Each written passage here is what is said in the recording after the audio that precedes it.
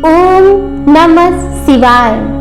माता पार्वती और भगवान शिव अक्सर मानव कल्याण के लिए संवाद करते रहते थे। ऐसे ही एक समय की बात है। एक बार भगवान शिव और माता पार्वती कैलाश पर्वत पर बैठे थे, तो माता पार्वती ने भगवान शिव से कहा कि हे प्रभु, जब मैं आपसे मिलने के लिए आ रही थी तो मेरी नजर मृत लोक पर पड़ी। वहां मैंने देखा कि 3 स्त्रियां जो आपस में सहेली थी, उनमें से 2 स्त्रियां विधवा होकर के दुखी जीवन जी रही थी, जबकि एक स्त्री सुहागिन होकर के अपने पति के साथ सुखी जीवन जी रही थी। प्रभु, यह बात मेरी समझ में नहीं आई, इसलिए मेरे मन में 3 प्रश्न गूंजने लगे। अब मैं आपसे इन प्रश्नों के उत्तर जानना चाहती हूँ। कृपा करके आप मुझे उन प्रश्नों के उत्तर दें और संतुष्ट करें। इस प्रकार माता पार्वती की बात सुन करके भगवान भोलेनाथ बोले, हे पार्वती, तुम मुझे अपने प्रश्न बताओ, मैं तुम्हें तुम्हारे सारे प्रश्नों के उत्तर अवश्य दूंगा। तब माता पार्वती कहती है, कौन सी स्त्री समय से पहले विधवा हो जाती है? मेरा दूसरा प्रश्न है, कौन सी स्त्री को जीवन में कभी सुख नहीं मिलता? और मेरा तीसरा प्रश्न है, कौन सी चीज ऐसी है जो एक पत्नी अपने पति को मांगने से भी नहीं देती? इस प्रकार माता पार्वती के प्रश्न सुन करके भगवान शिव कहने लगे, तुम जिन स्त्रियों की बात कर रही हो, इनमें से जो 2 स्त्रियां विधवा हो करके अपना दुखी जीवन जी रही है और वहीं पर एक स्त्री सुहागन हो करके अपने पति के साथ में अपना सुखी जीवन जी रही है, तुम जानना चाहती हो आखिर ऐसा क्यों है? तो मैं तुम्हें एक छोटी सी कहानी बताता हूँ। इस कहानी को बहुत ध्यान से सुनना।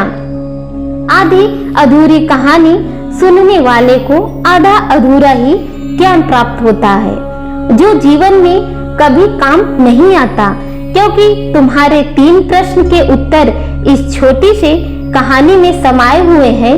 इस कहानी को यदि तुमने ध्यान से सुना तो तुम्हें तुम्हारे 3 प्रश्नों के उत्तर अवश्य मिलेंगे और तुम पूर्ण रूप से संतुष्ट हो जाओगी। माता पार्वती कहती हैं, हे प्रभु, मैं आपकी बात से सहमत हूँ। आप अपनी कहानी शुरू करिए, मैं पूरी मन लगा करके यह कहानी सुनूंगी और जब तक आप कहानी बोलेंगे तब तक मेरा मन कहीं और नहीं भटकेगा। भगवान शिव कहते हैं, पार्वती, सबसे पहले मैं तुम्हें उस स्त्री की कहानी सुनाता हूँ जो सुहागन बन करके सुखी जीवन जी रही है। देखो, जिस सुहागन स्त्री की तुम बात कर रही हो, वो सुहागन स्त्री एक राजा के नौकर की पत्नी है और जिस नौकर की वो पत्नी है, उस नौकर को अपनी पत्नी पर पूरा विश्वास और भरोसा है कि वो पतिव्रता है, जिसकी महिमा वो अपने साथियों में बार बार करता है। अब देखो, एक दिन की बात है, उस राजा के नौकर ने अपनी पत्नी की प्रशंसा इतनी की कि बात धीरे धीरे फैलते हुए राज दरबार तक पहुंच गई। फिर उस राजा ने अपने नौकर को बुलाया और उस नौकर से कहा कि तुम हर किसी से अपनी पत्नी की प्रशंसा करते हो कि तुम्हारी पत्नी पतिव्रता है। क्या वास्तव में तुम्हारी पत्नी पतिव्रता है? क्या तुम्हें पूर्ण विश्वास है? भगवान शिव कहते हैं, पार्वती, इस प्रकार राजा की बात सुन करके नौकर कहने लगा, महाराज, मुझे पूर्ण विश्वास है, मेरी पत्नी पूरी तरह पतिव्रता है। अब उसी समय पर राजा का महामंत्री कहने लगा, यदि मैं तेरी पत्नी का पतिव्रत धर्म खंडित कर दूं, तो तुम्हें क्या सजा मिलनी चाहिए? तो नौकर ने कहा, यदि तुम मेरी पत्नी का पतिव्रत धर्म खंडित कर देते हो तो महाराज मुझे फांसी लगा देना। अब वो राजा का नौकर भी मंत्री से कहता है, महाराज यह मेरी पत्नी का धर्म खंडित नहीं कर पाएंगे तो इनको क्या सजा मिलेगी। तो राजा ने कहा, मंत्री को भी फांसी की सजा दी जाएगी। भगवान भोलेनाथ बोले, इस प्रकार मंत्री ने स्वीकार कर लिया और नौकर से पूछा कि क्या वस्तु लाऊं जिससे तू माने कि मैं तेरी पत्नी का धर्म खंडित करने में सफल हुआ। तो नौकर ने कहा, मंत्री यदि तुम मेरे घर से जाकर के मेरे विवाह के समय पर मुझे एक पटका मिला था और वह एक कटार मिली थी जो दूल्हे को देते हैं, वो मेरी पत्नी ने बहुत ही संभाल के रखी है जो सुहाग की निशानी मानी जाती है। यदि तुम वह पटका और कटार ला दो तो मैं तुम्हें मान जाऊंगा कि तुमने मेरी पत्नी का धर्म नष्ट कर दिया। पार्वती जी से भगवान भोलेनाथ बोले कि यह शर्त स्वीकार कर लेने के बाद मंत्री शहर जाता है और एक दूती से जाकर मिलता है। वो दूती एक दूसरे को भिड़ाने का काम करती थी और जो काम कोई नहीं करता था उस काम को करने में भी वह सक्षम थी। फिर इस प्रकार उस मंत्री ने उस दूती को अपने स्वार्थ के लिए बुलाया। दूती से कहा कि देखो, इस नाम का एक व्यक्ति है, उससे मेरी शर्त लगी है। और फिर उसने उस शर्त के बारे में उस दूती को सारा सब कुछ बता दिया। दूती से कहने लगा कि तुम कैसे भी करके उस स्त्री से मेरा संपर्क करवा दो, तुम्हें जितना धन चाहिए मैं उतना लाकर दूंगा। इस प्रकार मंत्री की बात सुन करके दूती कहने लगी, भाई तू उस औरत के बारे में बात मत कर, वह औरत पूरी तरह से पतिव्रता है, वो तेरी ओर देखेगी भी नहीं, तेरी शक्ल भी नहीं देखेगी, उसके परिवार वाले भी खूंखार हैं, तेरी खाल उतार लेंगे। तो मंत्री कहने लगा, यदि तू मेरा संपर्क उससे करवा सकती है तो एक काम कर, तू रहने दे, तुझसे ये नहीं होगा, बस तू उसके घर जा करके पटका और कटार चुरा करके ला दे और उसकी पत्नी के गुप्तांग के पास में यदि कोई चिन्ह हो तो वो चिन्ह भी मुझे देख करके बता दे, फिर मैं तुझे मुंह मांगा इनाम दूंगा। इस प्रकार उसने सब कुछ उसको बता दिया और दूती ने कहा, ठीक है, मैं तुम्हारा यह काम अवश्य करूंगी। दूती उस नौकर के घर जाती है और उसकी पत्नी से जाकर बोलती है, बेटी मैं तेरे पति की बुआ हूँ, मैं कई वर्षों के बाद आई हूँ। तो उस स्त्री ने कहा, आओ बुआ जी, मैंने आपको पहले कभी नहीं देखा और पहचान नहीं पाई। फिर दूती को उस नौकर की पतिव्रता स्त्री ने बहुत सम्मान दिया, पर उसे क्या मालूम था कि वो उसके साथ छल करने आई है। अब उसके बाद दूती ने पतिव्रता स्त्री के साथ में 2 दिन बिताए।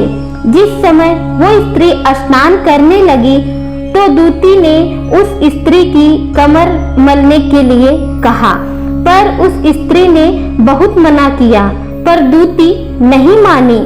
कहने लगी, बेटी मुझे तुम बहुत प्यारी लगती हो, तुम मना मत करो, मेरी मुलाकात तुमसे पहली बार हुई है। अब ऐसा कह करके वो दूती मुंह पर हाथ फेरने लगी। फिर हाथों को धोने के बहाने से उस दूती ने पतिव्रता स्त्री की आंखों में पानी मार दिया और उस स्त्री के आंख बंद हो गई। इस प्रकार उसके गुप्तांग के पास जांघ पर उस स्त्री के एक तिल था जो उस दूती ने देख लिया। बस उसका काम बन गया। उधर स्नान करने के बाद जब पतिव्रता स्त्री रसोई में खाना बनाने गई तो दूती को मौका मिल गया और उसने पटका और कटार चुरा लिया और वहां से चुपके से भाग गई। वह जाकर मंत्री को पटका और कटार दे दिया। उस पतिव्रता स्त्री के जांघ पर तिल के निशान की बात भी उसने मंत्री को बता दी। फिर क्या था, मंत्री पटका और कटार लेकर के सीधा राजा के दरबार में पहुंचा और राजा से जा कर के कहा, महाराज, मैंने नौकर की पत्नी के पास में 2 दिन बिताए और यह पटका और कटार उसी के हाथों से लेकर आया हूँ। फिर क्या था, राजा ने दरबार लगाया और नौकर को बुलाया। महामंत्री से सभा में पटका और कटार नौकर को दिखाने को कहा। फिर राजा की आज्ञा पाकर मंत्री ने उस नौकर को पटका और कटार दिखाया और उसकी पत्नी के जांघ पर तिल है यह भी बताया। नौकर मान गया कि वास्तव में आज मेरी पत्नी ने अपना पतिव्रत धर्म पूरी तरह से भंग करवा लिया। इस प्रकार भगवान शिव कहते हैं कि पार्वती, फिर तो राजा ने उसको फांसी देने का दिन भी रख दिया और कहा कि 15 दिन बाद इस नौकर को फांसी पे चढ़ाई जाएगी, परंतु इसकी अंतिम इच्छा अवश्य पूछ लेनी चाहिए। तो नौकर ने कहा कि मैं अपनी पत्नी से अंतिम बार मिलना चाहता हूँ। राजा ने कहा कि ठीक है, तुम अपनी पत्नी से मिल सकते हो। फिर नौकर अपने घर गया और अपनी पत्नी से कहा कि तुमने मेरे साथ बहुत बड़ा धोखा किया। मेरे साथ मंत्री का शर्त लगा था और तुमने मंत्री को सब सामान दे दिया और तुम्हारा धर्म नष्ट हो गया। मुझे 15 दिन बाद फांसी हो जाएगी। मेरे विश्वास के साथ तुमने विश्वासघात किया है। अब उस पतिव्रता स्त्री ने अपने पति नौकर को सारी बात बताई, मगर उसको विश्वास नहीं हुआ।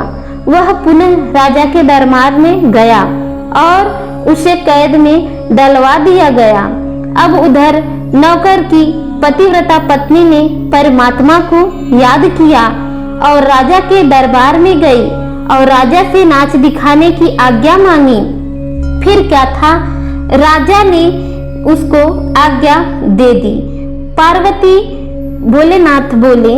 उधर नौकर की पतिव्रता पत्नी ने परमात्मा को याद कर करके उस पतिव्रता स्त्री को एक उपाय सूझा। उसने राजा से आज्ञा मांगी कि वह एक नृत्य दिखाएगी। तो राजा उसने उसको वह आज्ञा दे दी, क्योंकि राजा शौकीन था सुंदर स्त्रियों का। फिर क्या था, मंत्री संतरी आदि सभी उपस्थित होकर उस सुंदरी का नाच देखने लगे।